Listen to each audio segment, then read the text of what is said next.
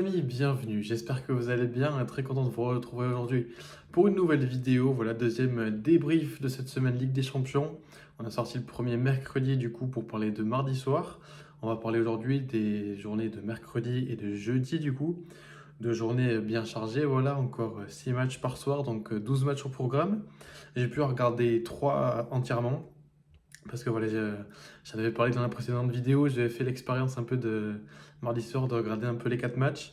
Je trouvais que c'était pas super pertinent, voilà, je me suis un peu perdu dans mon analyse au final. Bon, j'ai pas dit n'importe quoi, mais je trouve que ouais, c'est compliqué de suivre trop de matchs à la fois. J'ai voulu me focus un peu plus du coup sur les deux journées suivantes. J'ai pas pu regarder de matchs à 18h45 mercredi, j'ai pu regarder un match le soir du coup, j'ai regardé le match du PSG face à Gérone. Et j'ai pu regarder par contre deux matchs le jeudi avec le match du Leverkusen qui se déplaçait du côté du Feyenoord de Rotterdam. Voilà, un match étonnant, on en parlera juste après. Je ne voyais pas le Bayern exploser comme ça Feyenoord. On en parlera juste après de toute façon. Et le soir, j'ai regardé Monaco-Barcelone, voilà, pour avoir du coup trois focus complets sur les matchs. On va quand même donner quelques petits mots sur les autres matchs quand même. Donc ce que je vous propose, c'est de diviser du coup cette vidéo en plusieurs parties. Première partie, on va revenir du coup un petit mot sur les matchs de mercredi que j'ai pas vus. Ensuite, on fera les matchs du jeudi que j'ai pas vus. Et on va parler des trois matchs ensuite que j'ai vus du coup, comme je viens juste de vous dire. On part donc du coup sur les matchs de mercredi soir, deux matchs à 18h45. Pas forcément les matchs les plus attractifs, on va dire. C'était pas des gros clubs, mais c'est toujours sympa, des clubs toujours un peu agréables à voir. Je suis pas trop d'accord là, j'ai pu voir quelques commentaires passer sur Twitter, des gens qui disent que c'est la Conference League, j'aime pas trop ça. Voilà, c'est des clubs qui méritent d'être là et c'est très respectable de leur part. Voilà, il y a des clubs qui sortent de barrage et c'est à respecter. Même des clubs qui ont fait des super saisons l'an dernier, à commencer par Bologne, du coup, Bologne qui a reçu le Shakhtar Donetsk, ça s'est fini par un triste 0-0. Voilà, Bologne qui galère un petit peu là. J'ai l'impression que la passation avec Italiano là, cette saison, je la sens moyen. Je vais pas vous mentir, je la sens moyen à cette équipe de Bologne qui a quand même perdu, voilà, on en avait parlé pendant la preview, a perdu Calafiori, Zirkzee et Mota, c'était quand même les trois gros piliers de la réussite l'an passé, surtout Mota, mais bien sûr les joueurs, c'est les joueurs qui font le travail. Ouais, du coup 0-0 face à Shakhtar Donetsk, c'est dommage parce que ça aurait pu permettre d'engranger des points dans une bataille qui va être rude. Là, je me suis rendu compte là en voyant le classement complet jeudi soir, ça va être rude et c'est dommage là, de peut-être perdre 2 points à domicile. Voilà, ce nul de Donetsk, s'ils s'en sortent plutôt bien hein, d'un point de vue comptable. Mais écoutez, voilà, dommage pour Bologne.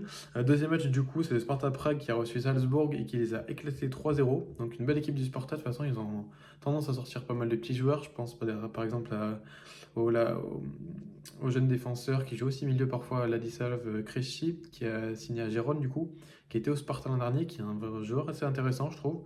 Et du coup, elle est Sparta qui a tapé Salzbourg 3-0. Donc un petit coup dur pour l'équipe de Red Bull qui est quand même habitué à offrir de belles prestations en Champions League, c'est dommage pour eux. Mais écoutez, voilà, ça démarre mal, tant mieux pour le Sparta. Ensuite, sur les matchs du soir, on avait le Celtic qui recevait Bratislava et qui en a fait qu'une bouchée, victoire 5-1. Énorme, le Celtic, de toute façon, très très en forme, on le sait là depuis quelques saisons. Et ça démarre très très bien pour eux, voilà, ça fera du bien pour le goal average final. Donc tant mieux, voilà, ils ont une différence de 4 buts. Bratislava, je pense que ça va être compliqué pour eux, cette Ligue des Champions. Mais bon, ils ont le mérite d'être là pour l'équipe slovaque, c'est tout à leur honneur. Le Celtic, je pense que ça peut être une petite équipe, pas forcément piège, mais ça peut être un petit peu pénible à jouer. Ce sera à suivre dans les prochains matchs. Ensuite, Dortmund, du coup, qui a fait sa rentrée du côté de Bruges et qui est venu à bout des Belges en fin de match, voilà, pour le dernier finaliste de l'an passé. Je crois que Baino Gittens fait un gros match, il me semble qu'il était en discussion pour être dans les MVP de la semaine. Donc à voir, du coup, c'est Dortmund, là, sur les dernières semaines, ça tente beaucoup de choses. On a vu qu'il y a eu un mercato assez conséquent cet été. Je pense qu'il y a une équipe type à trouver quand même avec tous ces mouvements, mais ça va être une équipe toujours agréable à suivre, Dortmund. Tous les ans, c'est toujours assez sympa avec tous les jeunes, etc. Donc écoutez, il démarre très très bien cette campagne du côté de Bruges. Un triste 0-0 par contre entre City et l'Inter. Barrel a fait un gros match apparemment. J'ai essayé de regarder un petit peu un résumé, j'ai pas trop eu le temps, j'avoue. Mais ouais, j'avais dit du coup dans la preview que l'Inter, c'était peut-être la saison où ils allaient un petit peu rouiller. Je pense que, bon, on va pas s'emballer, voilà, on est que mi-septembre, mais je me suis peut-être un peu emballé après avoir au fur et à mesure de la saison ce que ça donnera. Mais ouais, ils décrochent du coup un point plutôt intéressant du côté de City.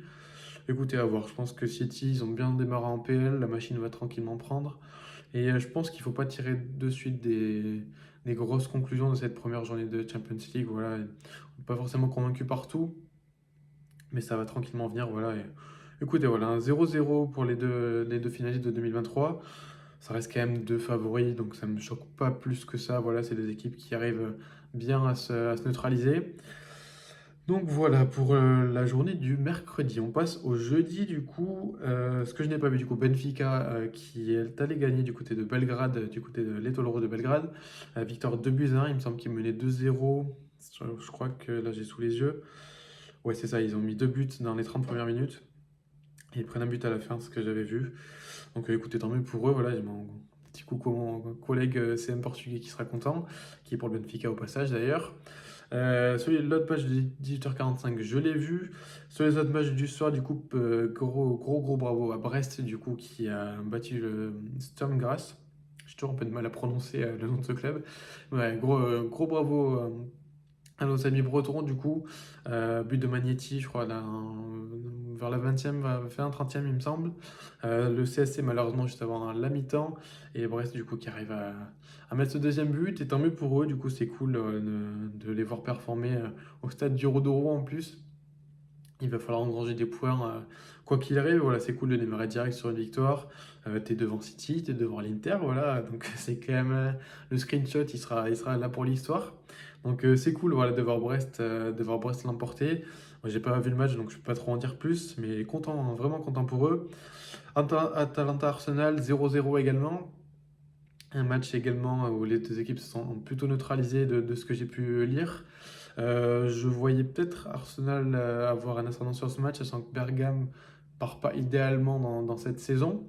Arsenal, je le trouve plutôt solide. Bon, écoutez, 0-0.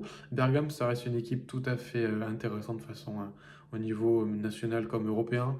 Ils ont très très bien recruté également cet été. J'aime bien la Mercato là, avec Samardzic. C'est sympa d'avoir levé l'option pour De Ketelaere. Ça va être une équipe vraiment sympa. Dommage que Scamacca se soit fait les croisés, mais écoutez, c'est la vie de footballeur malheureusement. Du coup, à 0-0 pour ces deux équipes, ça reste deux belles équipes. Peut-être qu'Arsenal aurait pu espérer aller chercher mieux en tout cas. Mais bon, écoutez, c'est dommage.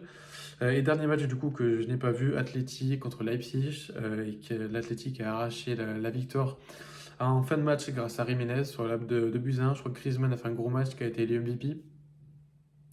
Donc ouais, Leipzig aussi, ça va être une équipe sympa à suivre. Je crois qu'ils ont pris nous ça cet été. C'est toujours une belle équipe de façon Leipzig, toujours des petits jeunes à faire évoluer. L'Atleti démarre bien, voilà, c'est tant mieux pour eux avec tous les changements voilà, qu'ils ont eu cet été. On en a déjà parlé, mais voilà, Alvarez, Gallagher, Sorloth, ça a beaucoup bougé. Donc voilà, tant mieux pour l'Atleti qui démarre bien. Et passons du coup au match que j'ai regardé. On va démarrer du coup par quoi on commence? On va commencer par Paris. On va faire dans l'ordre. Euh, Paris Saint-Germain, Gérone du coup du côté du Parc des Princes, c'était mercredi soir à 21h.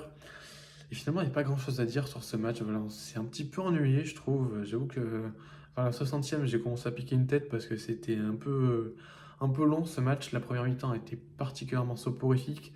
Je pensais que Paris allait vraiment ultra dominer ce match et allait vraiment se procurer beaucoup d'occasions. Ça a été compliqué dans la création du jeu, dans la production. C'était pas super emballant. Giron s'est plutôt bien débrouillé, je trouve. Les blocs équipe a été plutôt solide. Voilà, ça n'a pas eu trop de situations dangereuses. Mais ouais, je ne voyais pas forcément venir avec un niveau de confiance comme ça, avec la gifle qui se sont pris ce week-end du côté de. Enfin non, en recevant Barcelone, pardon. Donc ouais, écoutez, un peu surpris de ce match. Voilà, je voyais Paris plus dominateur, ça a été compliqué. Après voilà, je sais pas si c'est le PSG qui est comme ça ou s'il y a vraiment des leçons à retenir de ce match. Je pense pas parce qu'au final, j'espère pour pareil qu'on retiendra que ce 1-0 en fin de match. Voilà, en plus un petit peu, enfin, totalement offert par Gazzaniga d'ailleurs, malgré le bon travail de Nuno Mendes. Mais ouais, voilà, j'espère que ça sera qu'une victoire qu'on retiendra pour Paris et pas autre chose parce que c'est vrai que dans la production, j'étais un petit peu déçu. Point d'alerte, si on peut le dire, mais je trouve Vitinha, qui est un joueur qui a quand même bien progressé sur ces derniers mois, n'a pas fait un super match. Voilà, je vais pas m'emballer en disant que faut plus jamais qu'il soit titulaire. Non, il faut lui laisser le temps, c'est le début de saison tranquille. Il y aura beaucoup de matchs pour prouver autre chose. Fabien Rose également un petit peu déçu, mais je m'en fais pas trop. Voilà, je pense qu'Enrique va vouloir tester beaucoup de choses. Un point par contre que j'aime pas trop, c'est Asensio en faux neuf. Là, je suis pas très fan de cette idée-là. Donc, ouais, est-ce qu'il aurait fallu un offensif supplémentaire pour le PSG cet été? Je sais pas, moi j'étais pas forcément partisan et je trouvais que la prise de Doué du coup permettait de compenser cette perte de Mbappé, d'avoir vraiment assez, Gonzalo Ramos pardon, et Kolo Muani dans l'axe et d'avoir du coup les profils dédiés un petit peu variés, d'avoir du Barcola, du Doué qui peut jouer sur un côté, du Cankini qui peut jouer sur un côté, du Dembélé, du Asensio également. Ça permettait d'avoir des profils plutôt variés, c'était intéressant. Donc à voir du coup, je pense que ça permettra d'avoir des réponses assez rapidement. Je crois que le prochain match est contre Arsenal. Donc on verra, mais du coup, ouais, Paris qui s'en sort bien, qui a eu chaud. Je pense que le nul n'était pas immérité pour Gérone non plus. Et voilà, du coup, le favori l'emporte assez logiquement.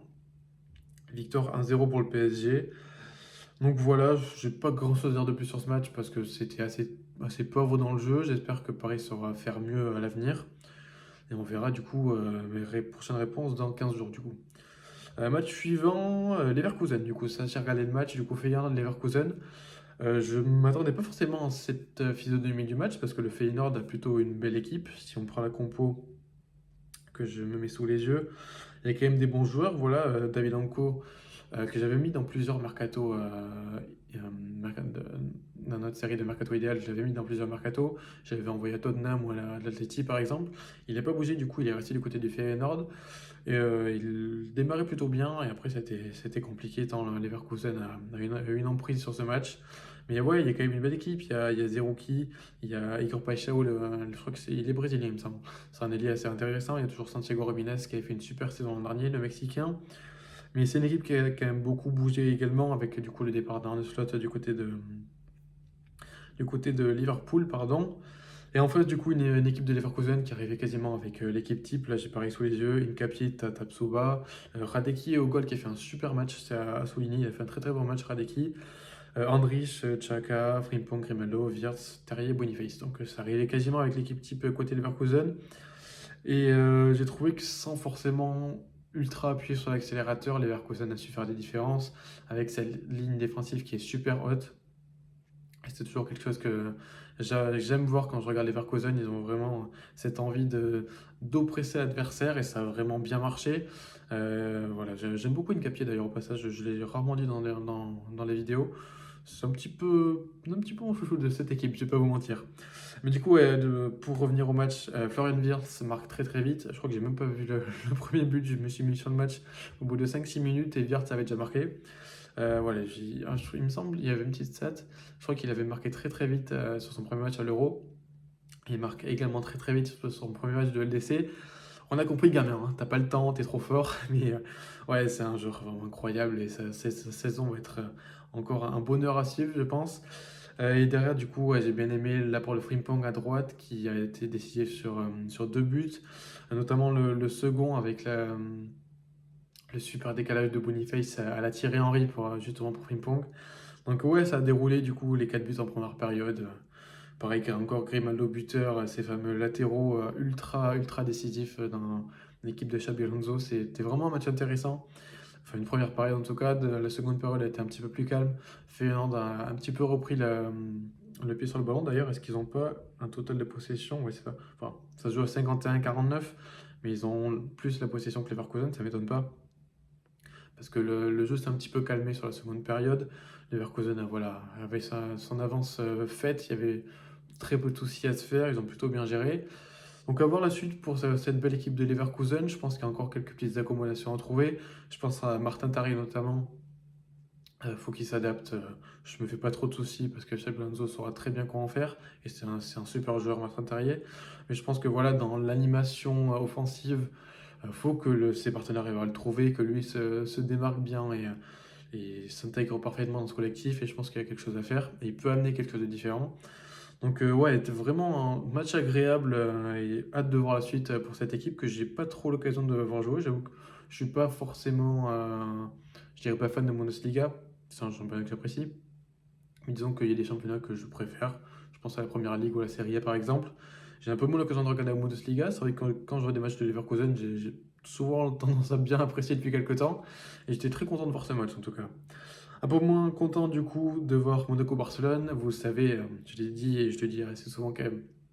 Parce que je trouve que c'est important de... Voilà, on parle de football, mais je trouve que c'est important de préciser pour qui on... de- quel club on supporte tout simplement. Ça permet de peut-être comprendre un peu plus notre façon de voir les choses. Je suis supporter catalan et du coup ouais, déçu de voir Barcelone perdre du côté de Monaco. Bon, même étant français, c'est toujours un petit plaisir de voir Monaco gagner. Bon, j'aurais préféré que ce soit contre une autre équipe que contre le Barça. Mais bon, faut dire que voilà, le Barça s'est un petit peu saboté tout seul avec Ter Stegen. Ça a démarré assez calmement ce match et ouais, Ter Stegen sur une relance où il peut faire tellement mille autres choix que ça. Où bah, du coup Eric Garcia est un peu tout seul à la relance devant lui, avec quand même pas mal de monégasques autour et le pressing monégasque était plutôt cohérent et Ter Stegen lui envoie Eric Garcia au feu qui est obligé de faire faute de toute façon sur Minamino et Minamino joue bien le coup au passage aussi. Et ouais, les cartons rouges logiques d'un des défenseurs et Ter Stegen sur une boulette que je comprends pas. Ça fait des années qu'il est au club, il est arrivé en 2014 si je dis pas de bêtises. Et c'est un peu le problème du Barça de toute façon, à ne pas savoir dire stop avec les légendes. Voilà, on l'avait avec Jordi Alba, on l'avait avec Gerard Piqué. Là, Ter Stegen, j'ai peur que ce soit encore la saison de trop. Alors malgré tout, il fait quand même quelques parades intéressantes hier soir. Sur les deux buts, il y a quand même moyen, je dirais pas d'au moins en arrêter un, mais il aurait pu faire un petit peu mieux quand même. Ça aurait pu être évitable. Je pense que avec un meilleur Ter Stegen hier soir, bon, c'est sûr qu'il n'y a pas rouge, mais au moins on aurait peut-être pu espérer un nul. Mais bon, écoutez, c'est comme ça. J'espère que voilà, le Barça saura tirer des conséquences pour une fois de ce qu'on voit sur le terrain. J'espère que voilà, avec l'arrivée d'Hansi Flick, ça va être un petit peu plus direct ce genre de décision-là. C'est dommage d'avoir par exemple loupé un Mamardashvili qui était à Valence, qui a été pris pour 30-35 millions par Liverpool. C'est un petit peu dommage, donc écoutez, voilà. J'espère que ça ne sera pas laissé en trop pour Ter Stegen, malheureusement j'ai peur que ça se dirige dans ce sens-là. Du coup, pour reparler un petit peu du match dans son global, Monaco bah, profite pleinement de sa supériorité numérique. Gros match de Denis Zakaria, là j'ai vu que pas mal de chroniqueurs en parlent, j'ai vu que Walid Acharchour en a parlé, que Scipion également en a parlé, donc ouais, gros match de Zakaria, il y a rien à dire, et je crois globalement un très bon début de saison de sa part. Au milieu, il a fait un très très bon taf hier soir. Akliouche également, très très remuant sur son côté. Et son premier but est un vrai but d'ailier, voilà, il s'est fait la différence tout seul, une belle finition à pied gauche. Ter Stegen, je viens d'en parler, il pourrait peut-être pu faire mieux, mais écoutez, c'est un très beau but du jeune ailier de Monaco, qui est un joueur que j'aime bien au passage. Voilà, si vous avez vu mon Zafir, vous avez vu que j'ai mis Ben Seguir. J'ai hésité longtemps avec Akliouche. Peut-être qu'il m'a fait mentir hier soir, mais voilà, très très beau premier but d'Akliouche. Lamine Yamal lui répond, je crois qu'une dizaine de minutes après. Euh, tout seul comme un grand à 17 ans. J'ai même plus assez d'adjectifs pour qualifier ce jeune homme qui est tout simplement monstrueux. Enfin, moi, Lamine Yamal, chapeau. Globalement, ensuite, Barcelone a montré un bon visage quand même. J'avais un peu peur qu'on s'effondre totalement. On a plutôt été cohérent, je trouve. Malgré cette exclusion, je trouve que Pedri a beaucoup bougé. Rafinha n'a pas été dégueulasse non plus. Globalement, l'équipe a plutôt bien tenu. Malheureusement, voilà, en étant à 10 contre 11 face à une belle équipe de Monaco, il fallait qu'à un moment donné ça plie, et ça a plié sur ce second but d'Ilini Kena, où une passe un peu anodine de Vanderson finit par transpercer la défense, pardon, avec, je sais pas s'il y a un mauvais placement d'Inigo Martinez, mais ça fait qu'il y a un énorme espace du coup derrière pour le jeune attaquant qui vient fusiller Ter Stegen, et voilà. 2-1 pour Monaco, bon, c'est mérité, avec le rouge c'est mérité, Barcelone aurait tellement mérité mieux en jouant 11 contre 11. C'est dommage, voilà, il y a un penalty en fin de match qui a été checké par la VAR, très logiquement annulé parce qu'il y avait pas faute d'Inigo Martinez. Mais ouais, du coup, Monaco qui fait un très très bon coup du coup dans ce classement. Victoire de 1 du coup, et si on regarde le classement au global, ça fait un peu mal à la tête, je vais pas vous mentir, là, d'avoir ces 36 équipes alignées. Globalement, du coup, Bayern, Celtic 1 et 2 avec leur gros score. Leverkusen, du coup, est troisième pour l'instant. pas mal d'équipes du coup qui ont une différence de but autour de 2-3, voilà, Dortmund, le Sparta Prague, Liverpool, la Juve par exemple. Le Brest du coup est 13e avec sa belle victoire, donc c'est cool. On a Brest, Monaco, PSG qui se suivent, donc le club français a jamais très très loin. Ensuite, du coup, pour les équipes qui ont un seul point, Arsenal, Inter, Atalanta City, Bologne, Shakhtar, du coup, ça on en a parlé dans cette vidéo. Pour le reste, ouais, bon, on a Leipzig qui est 22e, Barcelone 23, Lille, du coup, qui est 30e pour l'instant, la différence de but, juste derrière l'AC Milan. Donc voilà, globalement, pour cette première phase, cette première partie de cette nouvelle Ligue des Champions, voilà, cette première journée, sur 8 journées, du coup. Beaucoup de matchs, mais j'avoue que j'apprécie plutôt pas mal cette nouvelle formule. À voir ce que ça donnera. Je pense qu'il faut quand même avoir au moins une, voire deux saisons de ce nouveau format pour tirer des conclusions, mais j'avoue que je suis plutôt fan. Alors, c'était un test apparemment d'avoir des matchs sur mardi, mercredi, jeudi. Là, apparemment, ça repasse du coup sur mardi, jeudi. Je vérifie ça. Sur mardi, mercredi, pardon, ouais, c'est ça. Sur la prochaine journée, du coup, c'est mardi, mercredi. Là, c'était qu'un test. Je trouve ça plutôt intéressant de démarquer du coup Champions League d'un côté et la semaine prochaine, du coup, ce sera Europa League, Conference League. Donc, je trouve ça plutôt intéressant. Ça permet d'avoir un gros focus sur les deux. Et on débriefe de toute façon les matchs d'Europa la semaine pro et de conférence aussi. Du moins, ceux que j'aurai le temps de voir. Du coup, ouais, mais ça fait quand même beaucoup de matchs en même temps. J'ai peur que du coup, dans 2 semaines, quand on retrouvera la Champions League, ça soit un peu compliqué. Voilà, là, je regarde, il y aura 8 matchs en même temps à 21h. C'est un peu indigeste. Je sais pas trop comment on va se débrouiller pour analyser tout ça, mais bon, écoutez, on verra ça. Là, je regarde un petit peu. Il y aura un Leverkusen AC Milan notamment. Qu'est-ce qu'il y aura d'autre d'intéressant? Benfica Atleti, ça va être cool ça. Il y a Lille Real Madrid, c'est plutôt pas mal aussi. Benfica Atleti également. Ouais, il y a un peu moins de gros matchs, j'ai l'impression que sur cette semaine. Liverpool-Bologne. Monaco ira au Dynamo Zagreb. Et Brest, j'ai pas vu. Ils sont au Brest. Ils auront à Salzbourg. Salzbourg qui vient de prendre 3-0, donc peut-être que Brest peut aller faire un coup là-bas. Écoutez, voilà. Gros week-end foot et week-end en général qui arrive. Il y a le Grand Prix de Singapour qui est, il me semble que c'est à 14h. Je vérifie ça en direct. Grand Prix de Singapour qui est à 14h dimanche, donc on suivra ça. Je crois que Leclerc était plutôt en forme. Là, j'ai regardé vite fait les essais libres. Là, j'ai pas regardé j'ai pas tout regardé, mais j'ai vu qu'autour de midi, il était plutôt en forme, Leclerc, donc tant mieux. Ouais, gros week-end de foot également. Il y a Arsenal City dimanche, il y a l'Olympico, il y a Juve Napoli et le derby della Madonnina Inter Milan AC Milan. Donc ça va être du pain sur la planche là pour ce week-end foot, ça s'arrête jamais de toute façon. Donc écoutez, je vous remercie du coup pour m'avoir écouté pour ces deux petits débriefs. J'espère que vous avez apprécié, c'est pas un format qu'on faisait habituellement. Et je trouve ça plutôt pas mal de parler un peu librement de foot, ça permet également de parler un petit peu d'actu au cours de la semaine. Donc écoutez les amis, je vous remercie, je vous dis à la prochaine.